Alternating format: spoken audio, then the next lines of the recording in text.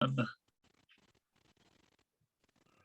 welcome back to another great episode of Dream Up, where everyone has a story about how they achieved their dreams, from celebrities to experts to average Joes and Janes. We're coming to you from KABF 88.3 FM in Little Rock, Arkansas.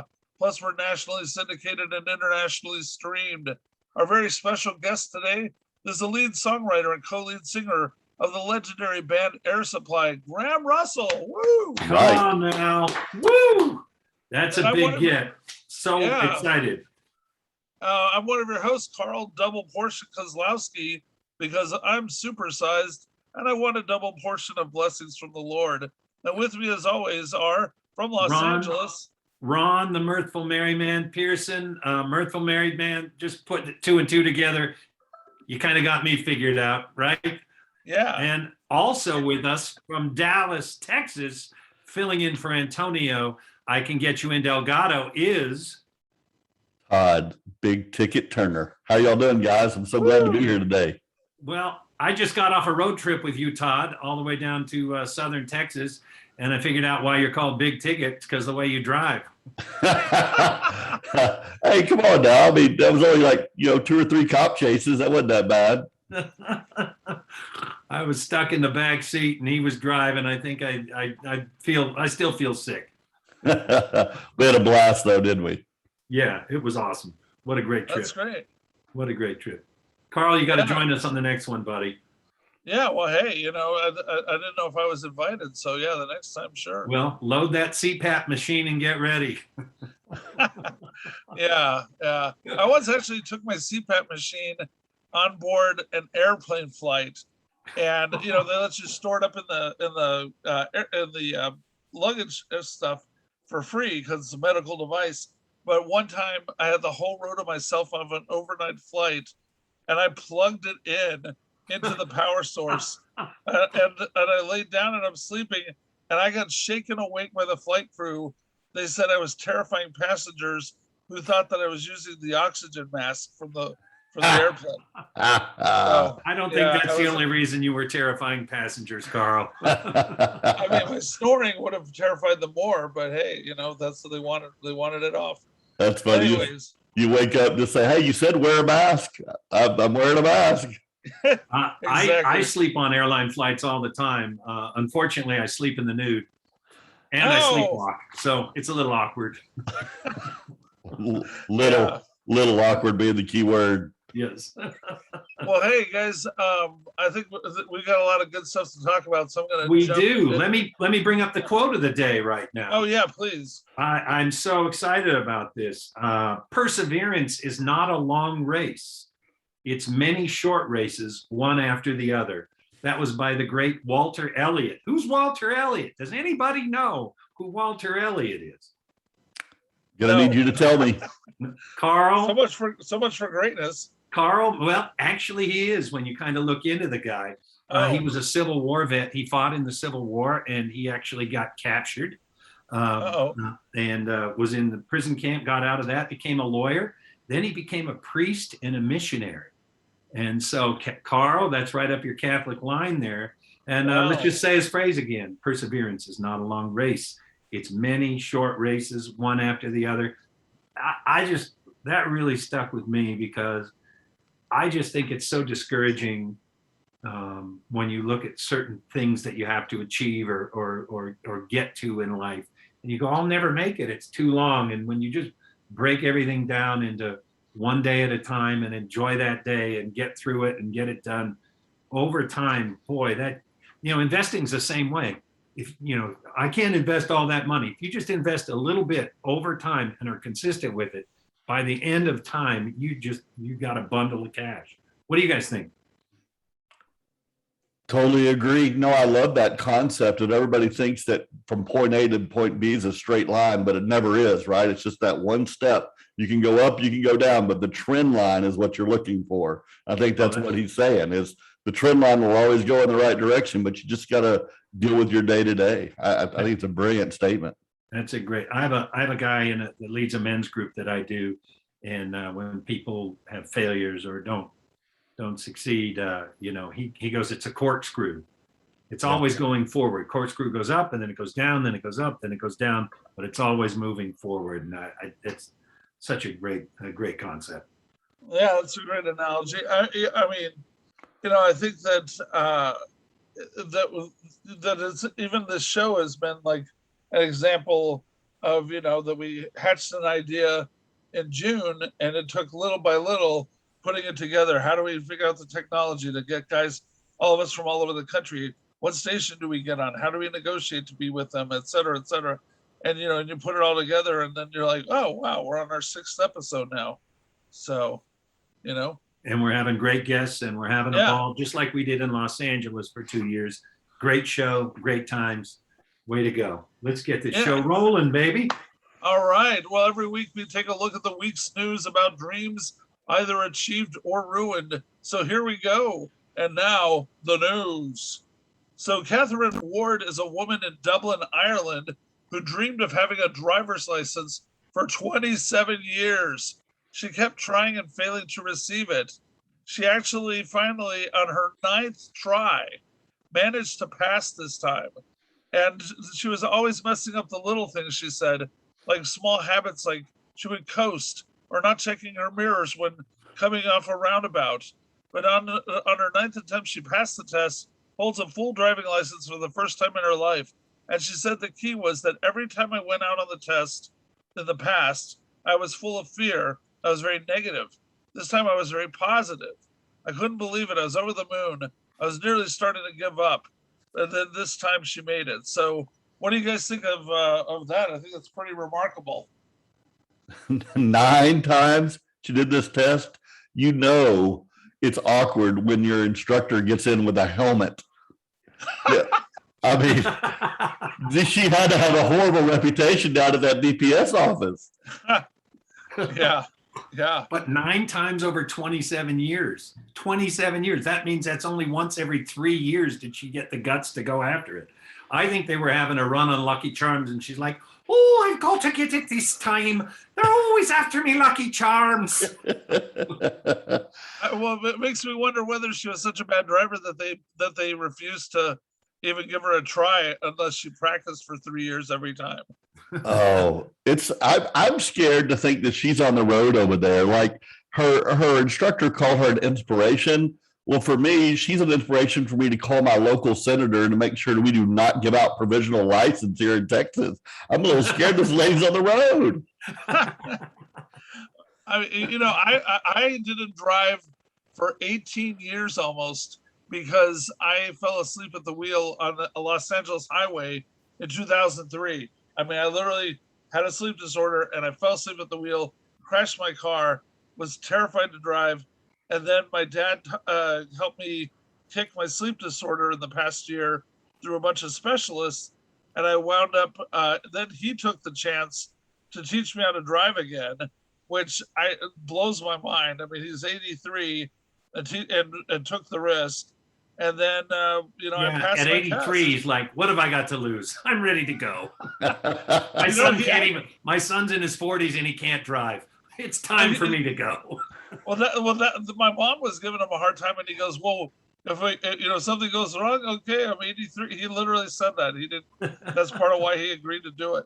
Hey, this whole story could have just been about you, Carl. It's the same thing. Didn't drive for you. You had your license, then were afraid to do it. But your dad showed perseverance. Yes. This lady showed perseverance. I'm really impressed. She must have felt great when she finally achieved it.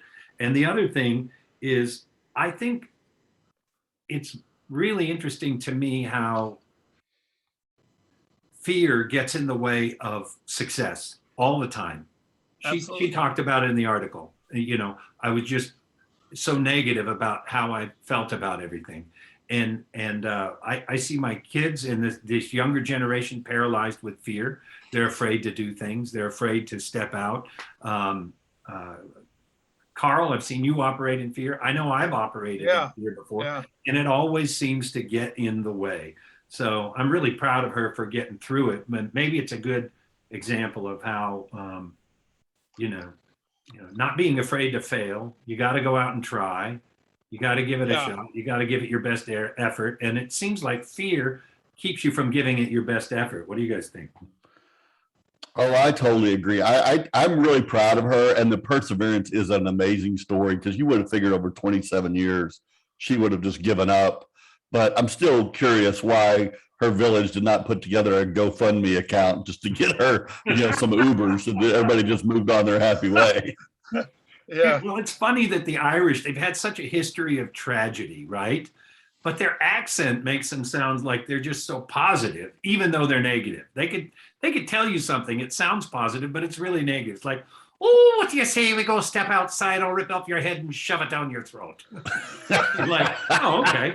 He just asked me to fight, but he sounds so happy. I feel like we're gonna go skip outside. That's great. Hey, by the way, where did the Irishman go on vacation? Where? To a different bar. Come on, people. Come on. Here we go. I know. That's Irish phobic. We won't tolerate that. But I mean, well, the thing is, I'm Scots Irish, Carl. Scots Irish. So Scotch and Irish drinking, those are two good things together. Exactly. Yeah. No, but about fear holding you back. I mean, that's what held me. I never actually had my license taken away, but I was afraid to get behind the wheel for so long, and then it just compounded over time. And if I had been just gotten, my health in order faster and gotten behind the wheel again, I probably would have succeeded much greater in Los Angeles because, relying on the bus system is no way to make deadlines for auditions, for comedy shows, etc. It was just unbelievably. You relied on what? Buses? On buses, yeah. That's funny because the second most common phrase out of your mouth to me was, "Hey, can I get a ride?" Well, yeah. What was the most common? Hey, can I get a meal? You want to get some food? Yeah. Exactly. But anyways, I think we should move on to the next story we've got. This is another driving story and lead story 2, Electric Boogaloo. It's the Boney Express. A Texas driver got carpooling with a skeleton. Yes, this is all true, folks. A Texas driver was spotted in the carpool lane with a skeleton riding shotgun during rush hour on Wednesday of last week, according to Harris County officials. Harris County Constable Ted Heap shared a photo of the skeleton in a Humorous, and they spelled it like the bone, Facebook post Wednesday, saying deputies had a feeling in their bones that something wasn't right. The Harris County deputies spotted the driver around 4:45 p.m. in the Houston area, cruising in the carpool lanes with his frightful passenger's mouth agape, disguised only in a baseball cap. They said that our deputies saw right through the ruse and issued the driver a bona fide citation. After a sternum lecture, deputies wished him bon voyage. The deputy who pulled the man over said he claimed to be a huge fan of Halloween and didn't realize which lane he was in. Sure. My concern is they had a skeleton in a car. How about him looking into whose body was that? But no, they just let him go. Carl, if that was you with it, you could have told the officer, "No, this is my vision board. This is what I'm shooting for." Well, listen, guys, I'm from Texas, so I know what's going on here. Like, it's all these Californians moving to Texas. Have you seen the traffic? This skeleton very well could have been a person when they got on the road that morning. I mean, it is slow going down here with all the people coming down. So, I don't know who this person was. Well, I'm putting 2 and 2 together and saying, it's Texas and it was riding shotgun. I'm guessing that wasn't the only shotgun in the car. It's funny. I was just sitting there thinking, if this guy just would have put the skeleton in the back seat, he could have just said he was the chauffeur for Keith Richards or something. I mean, he just could have made up something, and he was still going to stay in the carpool lane. Well, I mean, I always like to joke how my sister, she's like such a good Catholic. She has 5 kids under age 16, and I just want to have 1 kid so I can drive in the carpool lane for the next 18 years. But man. Well, if you can lose the CPAP machine, maybe you'll attract a lady in the boudoir. I know, yeah, definitely is a real mood enhancer. I'll tell you that. tying that last story into our show and into our topic, which is, dreaming up. To be successful, you kind of got to think outside the box. And I will say that guy thought outside the box. I need to get somewhere quick. I'm tired of this traffic. Throw him in the front seat, put a hat on him. Shoot, maybe no one will notice. Duh. But at least he tried. He did try. I love it. This little line of like, "Oh, I just love Halloween." It's like, okay, buddy. Yeah, I know. I know you may love Halloween, but how many people put a skeleton in their car with them for a month? No, yeah. You love Halloween. Well, I wonder what they're going to dress you up as in prison. Right. Somebody explain to me real quick about the HOV lanes. I'm still confused. Like how you just take one lane out of everybody's lane, all the traffic, and then the traffic gets congested, and then you say, "Oh, we're going to help it by putting an extra HOV lane in there." Like I just don't understand the logic of how this thing works, which is why people are trying to be creative to buck the system. Like what is the purpose of an HOV lane? Personally, it's the government using punishment to put, rather than just letting free reign happen, the government's going to try and control part of it, and they're going to try and push you towards what they want you to do. And so they punish, they don't want people to smoke anymore, so they increase taxes on it. Right. But they'll legalize marijuana because apparently that's fine. Right. So make traffic worse. So we'll break it so that we can fix it. Yeah. We're gonna make traffic not flow as well so you can start carpooling. Exactly. Yeah, it's insane. Yeah, I need to go buy a skeleton real quick. Well, it's a perfect season for it. They are available everywhere. So anyways, but folks, I noticed that we're almost out of time on the news and our guest is in our waiting room. So I'm going to bring in our very special guest. All right, and now our guest, he's the lead songwriter for one of the greatest soft rock pop groups of all time, Air Supply. His songs tied the Beatles' record of having 9 consecutive top 5 hits, and they sold more than 20 million albums. They're performing at the East Arkansas Community College Fine Arts Center on Saturday, November 6th, as part of their amazing world tour. Ladies and gentlemen, Graham Russell. Yay! You do a drum roll. Thank you for that great introduction. You're very kind. Oh, no problem, man. I mean, well earned. So, what I find amazing is you're doing this as part of a world tour. You guys are still, after 40, almost 50 years from when you started, at least in 2018, I was told you guys do 120 concerts a year. We do, yeah. That's amazing. We just, in our career, we've just passed 5,300 shows. Wow. Can I be your agent? I'll just take 10%. That's all I need. I'll give you a break. 8%. Okay. Sounds like a good deal. Yeah. So, I guess we should probably start from the beginning. I know that you met your main collaborator, Russell Hitchcock, through performing in Jesus Christ Superstar, right? Back in Australia, correct? Yeah, we met in '75, and we were both in the show, but we were just apostles and just in the chorus.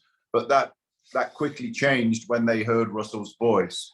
But that's where we met, and it was a great beginning for us because it teaches you about discipline and listening to other people, and you have to get on with a lot of the other cast members. So it taught us a lot of the inner circle stuff of show business, because at that point we didn't really know anything. We were very green, and we were just doing what we thought was good, and that's all there was. But we learned very quickly, and we met some great singers. But it wasn't until I actually sat next to Russell, and I hadn't met him at the first choral sing through. And when there's 34 people singing the same thing, something happens. It's like life altering. It was incredible. Having all those people sing Jesus Christ Superstar. And there was this guy next to me had this incredible voice. And I just turned to him and I said, wow, you've got such a great voice, you know. And I introduced myself, and you know, I said, I'm Graham Russell. And he said, oh, I'm Russell Hitchcock. We got the same name, you know. So it went from there, and there was all these other similarities. And pretty soon we both felt that it was predestined that something happened with us. So we start a band or work together. We just wanted to work together, you know. How old were you when you two met? I was 24, Russell was 25. He's a year older than me. But you wrote your first song at 11 years old. Is that true? Yeah. So you had already been writing for quite a while. I had, but I didn't know what I was doing. It was just something that came to me, and you know, I had no idea about songs or how you write a song or where you put the verse or what a chorus was. But I just kept writing. I was writing, you know, 2 or 3 songs a week, even at that age. But it wasn't until the Beatles came out in like '63 when it all made sense to me. I went, oh, okay, now I get it. And that's why I became such a big Beatle fan, you know. Was it something that they did different? What was it in your mind that stuck out, that made them stick out? Well, I was at school and I used to dash home and on the Tuesday afternoon, and they sang a 30-minute show live from the BBC in London. This was in '63, really before they'd broken. And I used to dash home, and it just sounded so good. And it was very raw, and it wasn't completely in tune, but it just it just sounded incredible. And you know, myself, like the rest of the world, were just enraptured with it. And you know, of course, it started in England. It was at that time when I thought, oh, great, I can write songs, and you know, they're doing it, maybe I can do it. So they became my mentor completely for the rest of my life, you know. Wow. Also, I have a question about this. It's sort of jumping ahead, but when you write a song, do you know, like some of your songs are timeless, which has got to be a real honor, right? That it stood the test of time. Yeah. Do you know it when you write it and you're just like, this is going to be a hit? And if that's true, did you ever write something that you swore was going to be a hit and it just never took off? And you're like, man, I really love that song. Why didn't it take off? Right. Well, there are those songs. You know, I learned after writing for a lot of years, I became aware that I write a certain way. And every songwriter, every writer is different. You know, they all write differently. But I write a certain way. But when I write something that I think is really cool, I get really excited about it. And that's why I write very quickly, because I'm very aware that for me in particular, that moment of inspiration is not going to stay there. It comes like a lightning bolt, and I make the most of it, and I listen to what's in my head, and I play it, and I record it. Now I record it on my phone so I can get it fast. And then I go back afterwards and I listen to it and I go, wow, yeah, it's right. I really like it. But that doesn't mean that other people are going to like it, you know. Mm-hmm. So go ahead. I was going to say, I'm a comedian and I've been doing it for 40 years and since I was 10. Right, yeah. But when you write a joke, and I actually do a joke in my act, and I found it interesting that your first song you wrote at 11, there was a joke that I still do that I wrote when I was 11 years old. And a lot of people will go, well, why don't you change your act? But for me to actually do that joke, it just makes me smile every time going, wow, I was onto something then, but it makes me laugh that I get a residual payment every single time I tell that joke, and it's exciting. But in terms of, you know, writing it, if you're a great comedy writer, if you write 10 jokes and 3 stick, 3 actually work. If you bat 300, you're an all-time Hall of Fame joke writer. Wow. How is it in music? What percentage of your songs do you think are worth their salt? Well, you know, there's different levels of what you like. I mean, I like most of my songs. Some of them now I don't play anymore.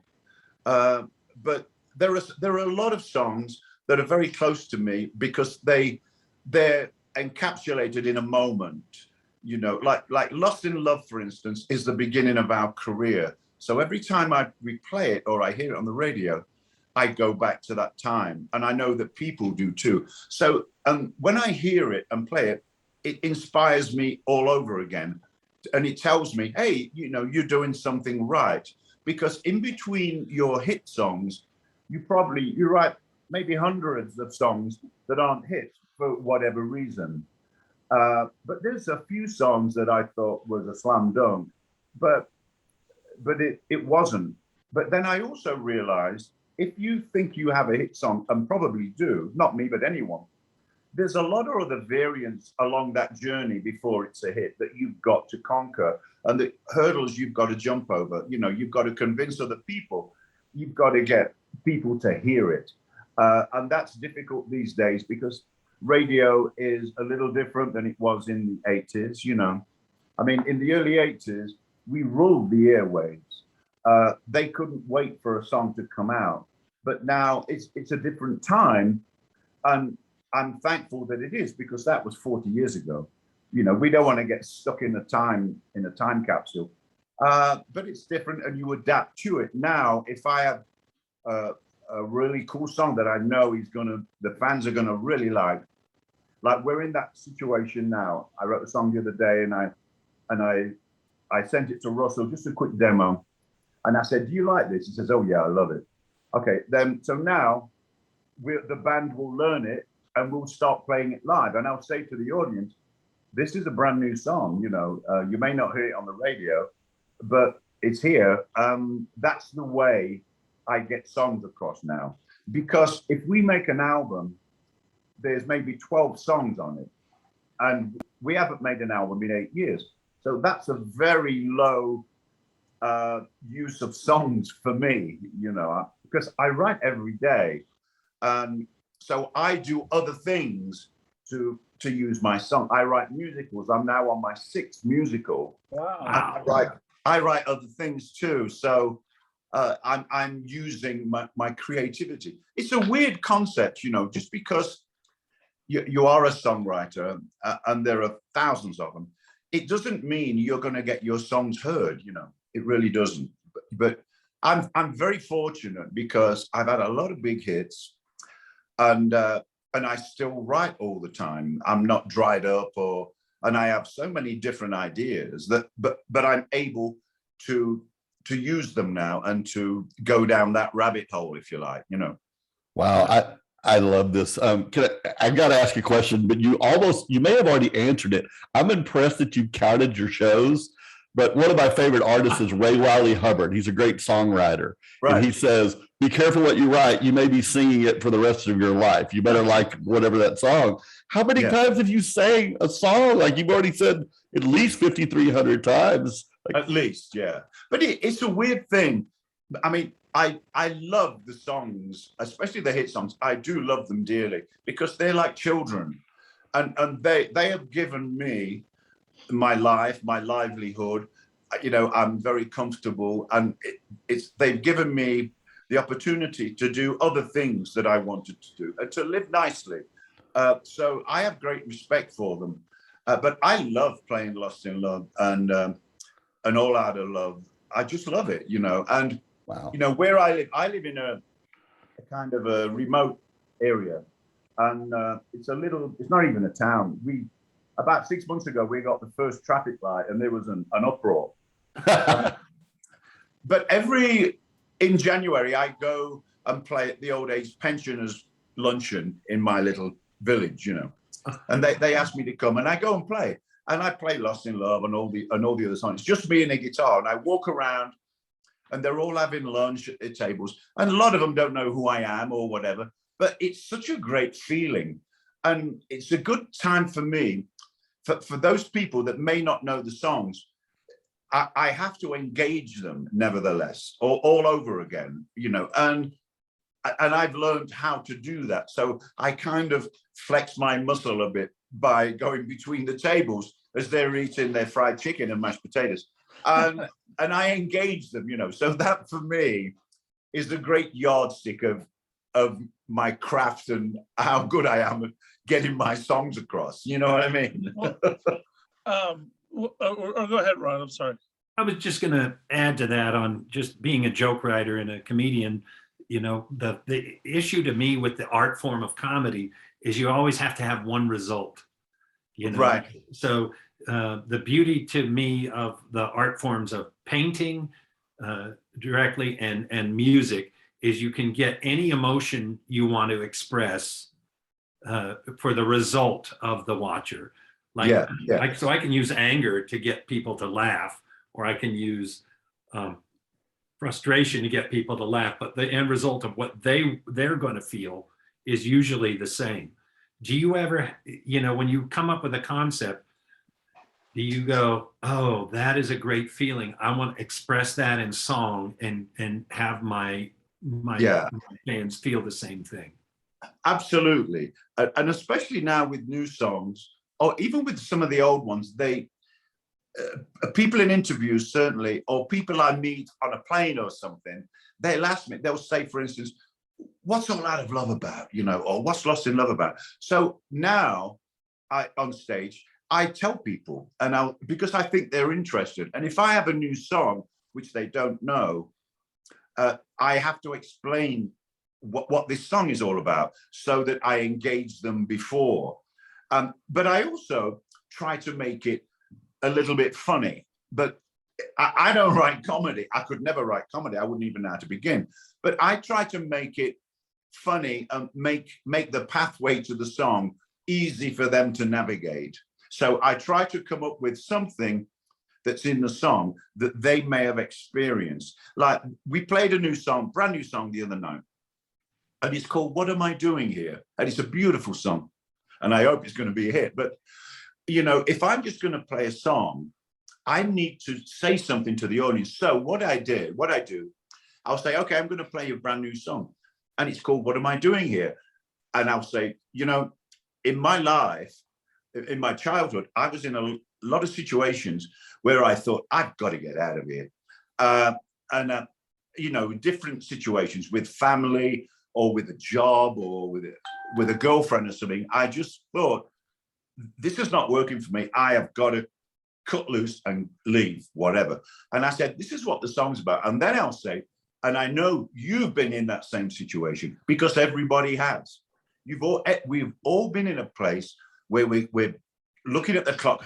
God, I've got to get out of here. And I'll say, this song is all about that, so that they relate to it personally. You know what I mean? So it's not about me, it's about them. You know, it seemed to have already engaged their emotions before the song even started, which is kind of brilliant. Yeah, and I have to do that, because just playing a song without any introduction, a new song in particular, is cold. And I don't want them to have to figure it out, because I want to dangle the carrot to them to get them interested to hear it. And they'll go, for instance, they might be thinking, oh, he had a rough time, and I had a rough time too. And as I'm singing the song, it'll pull them in. And for me, that's how I get them to like the song in the first place. And once they hear it, they're going to like it.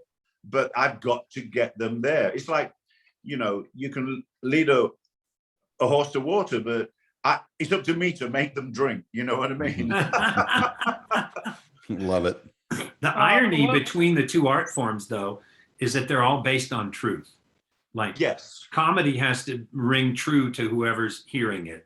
Right. And music, I think, is the same thing. When it strikes you as like, oh, that's so true.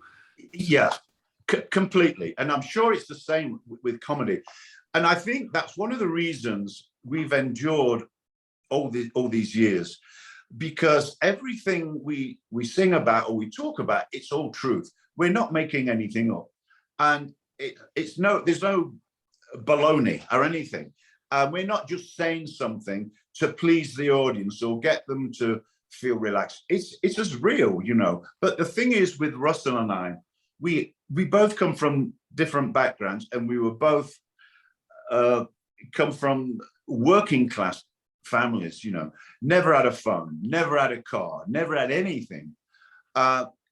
You know, where I come from in Nottingham in England, it's a coal mining town. And the last thing I wanted to be is down the pit, you know, working. But all my school friends ended up down the pit. I didn't want to go down there. So I've got a lot of truths and stories that I think will spike their imagination and give them something. And at every show, I try to tell us, not a story, but I try to tell them something that I haven't told anybody before. And they respond to it. People do respond to truth when they hear it. They really do, in my opinion, you know. And they also know when it's all bogus. But we don't do any of that.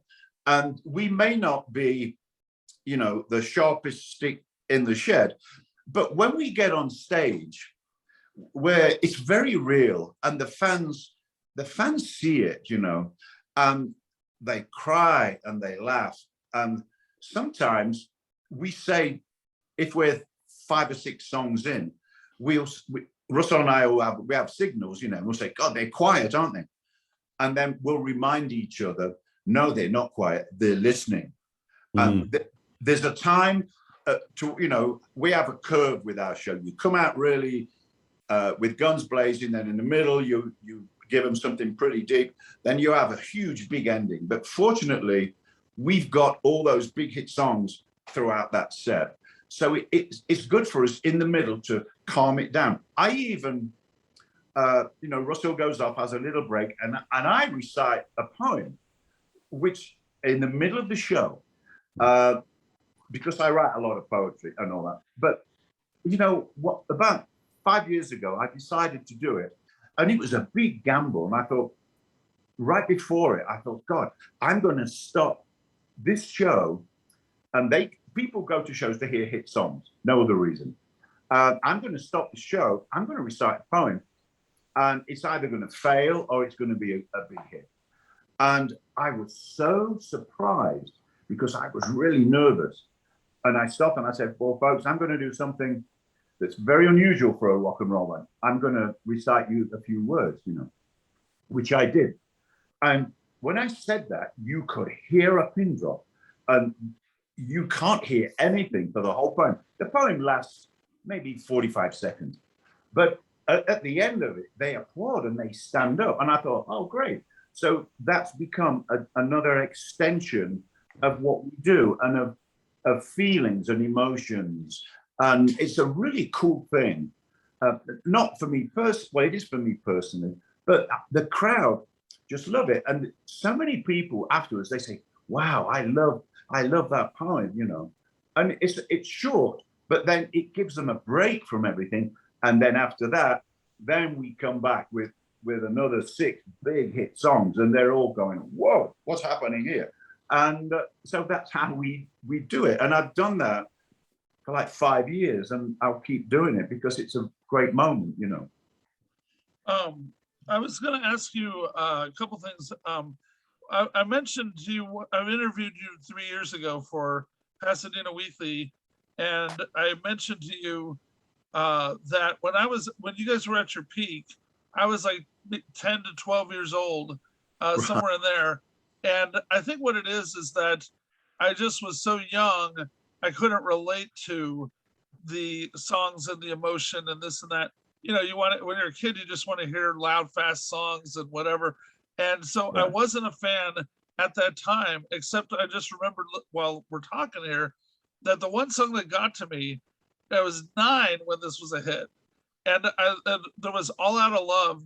There was something so powerful in the singing, the emotion behind it, that even though I'm 9 years old and years from even falling in love with somebody, there was something about it that just got to me. And so my first question is about, like,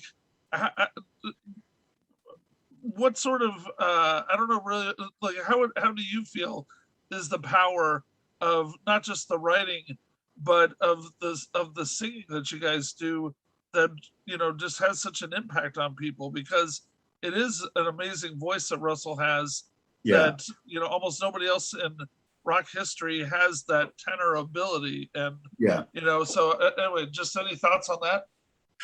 I do. Yeah. I mean, you know, when I said earlier, when I met Russell in Superstar, I knew straight away that something was going on with him. And that's why I introduced myself, because, you know, having already, when I joined Superstar, I'd been a songwriter for a long time, not a successful one, but I'd written a lot of songs. But I've always known I need another voice because I'm not a great singer. I can, you know, I sing Lost in Love and I sing the verses on All I've Loved, but I'm not a great singer. I'm a songwriter that sings, but Russell is a great singer. And it was so weird because when I realized that, we just became friends. And it wasn't anything that I tried to do or tried to become his pal or anything. It just happened. And later on, when you mentioned All Out of Love, for instance, and we were in the studio for that song. And this was in 1978, like 2 years before it came out in the US. We were there and we never planned who's going to sing what. You know, I give the songs to Russell, we sit down with him, and he'll say, oh, I want to sing that. And he'll say, you should sing that. So we were in the studio with All Out of Love. And it was pretty obvious that the song was powerful at that point. And he said to me, he said, okay, let me have a go at singing the verses. And he says, I definitely want to sing the choruses. And I said, okay, let's do it. And he went in there and he sounded really good singing the verses too. But he said to me through the intercom, he said, I want you to come and sing the verses. He said, you're going to sound really good. And I said, but it's too high for me. It was in C, and there's a high A, which is high for me. I'm a baritone. And he says, no, come on in and sing it. So I did. And I was really straining to sing it. And there was no tuning stuff in those days. You either sang it or you didn't. He said, I sang the verse, and he said, that's it. He says, you sing the verse, I'm going to sing the choruses. And he said, that's all we need on this song. And he was right, you know. So he has great intuition. He doesn't get involved in the songs. And I've asked him for years, I'll say, write me some lyrics and I'll move them around and make them rhyme and make them fit. He says, no. And he always says, no, that's your job. He says, it's too freaky if I try and write a song with you, you know, because of my notoriety now, I presume. But he won't do it. He says, I'm the singer, you write the songs. He says, that's all I want to do. And it's such a perfect relationship because that's what happens. I write the songs and he sings them. And he doesn't want to get involved with the songs, with the keys or wherever singing. But when we're in the studio, he'll say, okay, I want to sing this and I think you should sing that. So he comes in and he dots those I's and crosses those T's that I don't see, because I look at everything on the big picture, but he gets in the nitty gritty. And it's always worked. But on that song in particular, when we heard it back on All Out of Love, we just knew, we went, oh my God, this is something else. But we couldn't put our finger on it. But being in a band with Russell and his voice is like, it's something else. It's so unique. And, you know, had we not met in Superstar, we certainly wouldn't be here. Neither of us would be a success. We both need each other's contribution to the band, you know, and always have. So then my other question is that I also hit you with the fact that because I was so young and clueless and all that, and didn't really get your music at the time, I thought, you know, oh, these guys are just, you know, oh, you know, not my thing for a little kid, you know. Yeah, yeah. But then years later, when I went and saw you guys perform 3 years ago, I was just blown away at the response from the crowd. I've never seen an audience. I've seen everybody just about that you can imagine in rock and roll in concert, and I've never seen a response like your crowd sings along. At least the show I saw, every song they're either mouthing or outright singing the words of everything. And I'm just wondering, what do you feel is that makes that magical connection of with the audience, because I know people who've gone and seen you over and over and over, and they'll drive 2 hours to see you guys. So any thoughts about that connection? Yeah, I mean, it is a very unique connection we have with our audience. And I think it's something that's just happened over all these years, because it takes years for a relationship like that to become fruitful and to happen. But we've never tried to make it. It just happened on its own. But we've always been very thankful to our fans. And I think one of the reasons is, neither myself or Russell is an accomplished musician. Like, we don't play jazz, or I don't play jazz. I play a lot of instruments, but I don't play any one with any great proficiency. So my strength is being a songwriter. So we're very appreciative of an audience that likes our show, because really, as I said, we come from working class backgrounds. We don't have any specific things going on. So whenever people do appreciate it, we're even more appreciative of them. And that's always been the connection. We have always gone into the audience and played the one that you love. It was just a natural thing. Of course, we haven't for a while because of COVID, and I don't know when we will. But the audience for us is such a big part of our show. When we walk on stage now, after all these years, most people stand up, and it's so overwhelming. And we both think, my God, it's something you never get used to. And they clap, and they're so appreciative.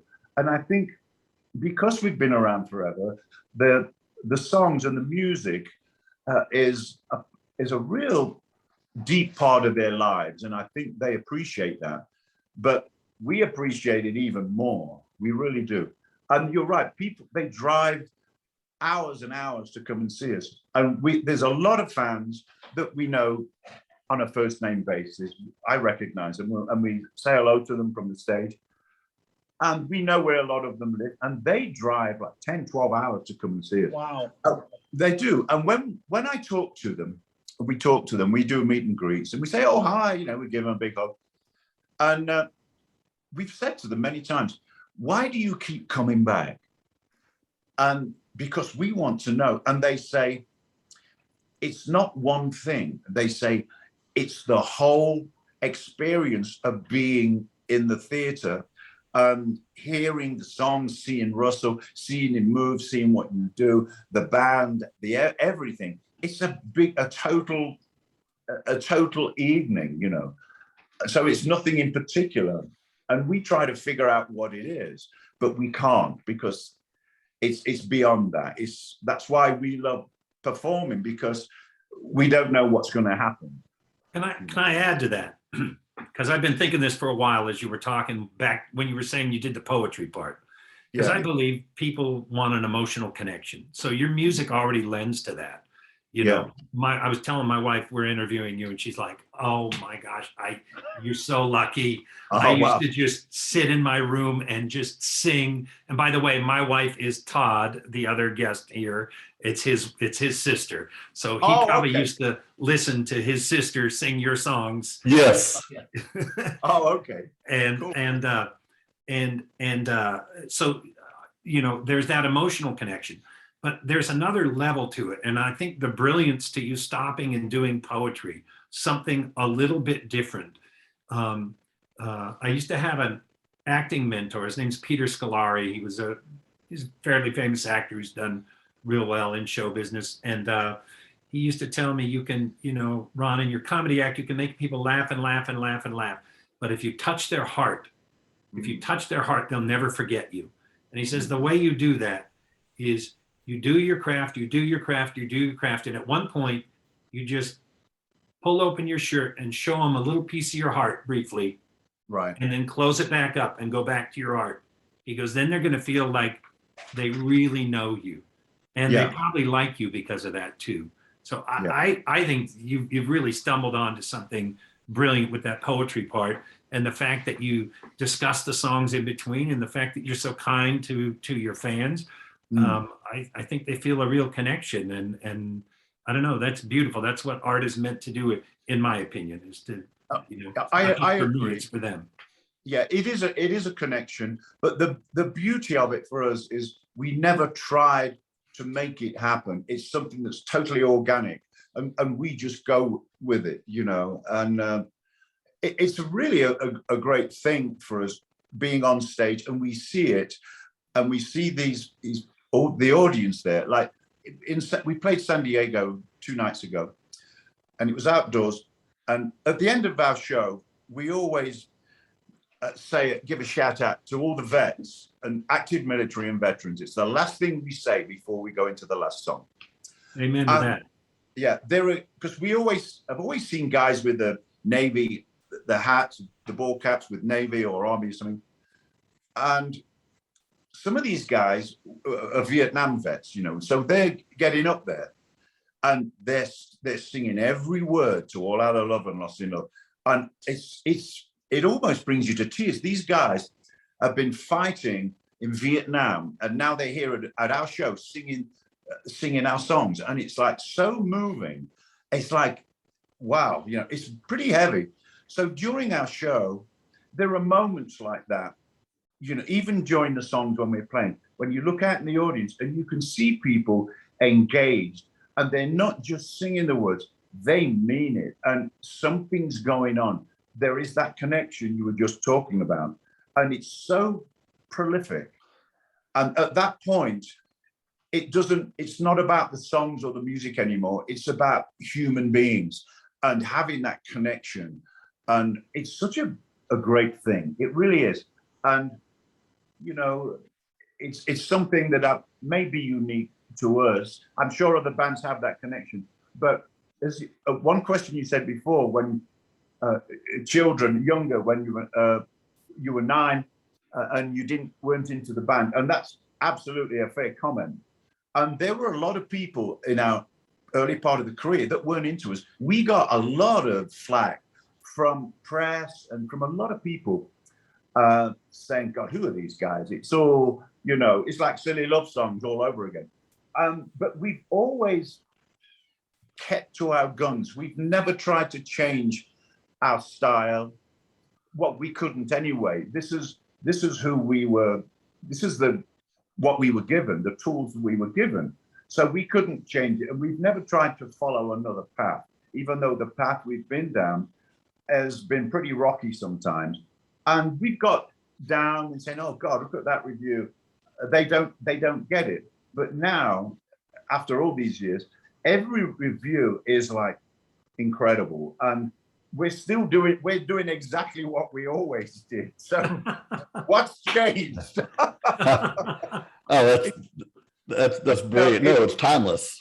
Yeah, it's part of life. And I say, after my poem, I introduce Russell, not like they don't know him, but he goes off and I say, I've been working this guy for 46 years and he's my closest friend. And of course he is. And, we've never had an argument ever. And I tell him, I say, the real treasure is working with someone that you admire. And here he is, and they all stand up again like they've never met him before. But it's such a beautiful time and a beautiful thing for us, the show is, and God, I can't imagine not performing and not being able to do that. And sometimes I think about, and I think more often than I should now, I think one of these days we're not going to do this, and one of these shows is going to be our last show. But then I say to myself, that's not on the horizon yet, but one day it will happen. But of course it will happen for everyone. Right. But, I have a question. It ties in right here, and it backs up about 30 minutes ago when you talked about how blessed you are of the life you've been afforded. I can hear your creativity and the fact that besides songwriting, performing, writing poetry, and even performing in your local town, what do you do outside of music? Like, is music everything, or do you fish, client charities? Like, what else do you do? Right. Well, I mean, of course, I love writing songs, which is the same thing. but you'll be surprised. I love my garden. I have a really big garden, and I grow most of my own food. Wow. So, you know, and even during COVID, I made my garden even bigger. I built a greenhouse that's sunk 8 feet into the ground, so it's geothermal, and it creates its own heat and it cools itself. I mean, it's great, but I love being in my garden. I love growing flowers. I grow every kind of vegetable you can imagine. And now I grow them year round because I live in Utah, as I said. So the growing season is quite short, but now my growing season is year round. So that gives me great joy. And, you know, I can go in my garden as I will after this interview and in my greenhouse, and I'll shut the door because we got first snow today, actually. But I'll go in there, and it's a great balance for me with songs and music, being around all these things that are growing and that need me to take care of them. You know, they need me to prune and to feed. So it's a beautiful, beautiful place to be. Wow. Our show is about dreams and dreaming up. You've obviously achieved your dreams from childhood and then some, I'm sure. If I could put you forward 10 years, what are your dreams for then? They're probably, my dream would be to still be able to play live, because that's what gives me great joy, the greatest joy, simply because I know how much joy it brings everybody else. And that may sound a little corny, but you know, it really isn't. For me, at this point in my career, I just want to be able to play, to keep playing and you keep writing the quality of songs that I do, and for people all over the world to feel that and to bring them something. You know, I mean, I've got everything I need. You know, I've got a beautiful house, and you know, I'm really in heaven. But I want to keep bringing a piece of my heaven to everybody else that may not have it. You know. Yeah. Well, hey, thank you for bringing a piece of heaven to our radio show today. How's that for a segue? But anyway, yeah, we're sorry we're out of time, but I wanted to say thank you so much for being a guest, and I want to remind everybody to see you guys at the East Arkansas Community College Fine Arts Center on Saturday, November 6th at 7:30 p.m. You can find tickets by Googling that venue. And check Air Supply out wherever you are listening, all over the world, both on streaming them online and seeing them live. If you ever get the chance, you won't regret it one bit. And so till next time, I'm Carl Kozlowski, and thanks to KBF 88.3 FM, and Ron Pearson and Todd Turner. Thanks a lot. Bye. Thank you.